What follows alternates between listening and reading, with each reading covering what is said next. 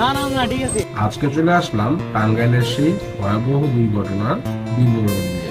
কিভাবে ঘটেছিল সেই দুর্ঘটনা, কি করেছিলাম, কি হয়েছিল, সবই থাকবে এই ভিডিওতে। তো টাঙ্গাইলের রাস্তাঘাট বেশ ভালোই লেগেছে।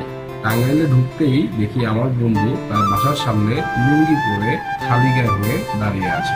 তার সাথে হাত মিলিয়ে বাসায় গিয়ে কিছু নাস্তা পানি করে বের হয়ে পড়লাম তাদের শহরটা ঘুরে দেখার উদ্দেশ্যে। সেখানে আমরা একটা গাছের উপরে মাচার উপরে উঠে বেশ কিছুক্ষণ আড্ডা দিই। এরপরেই আমরা মিষ্টি খাওয়ার উদ্দেশ্যে বের হয়ে পড়ি টাঙ্গাইলের মিষ্টিপুরে।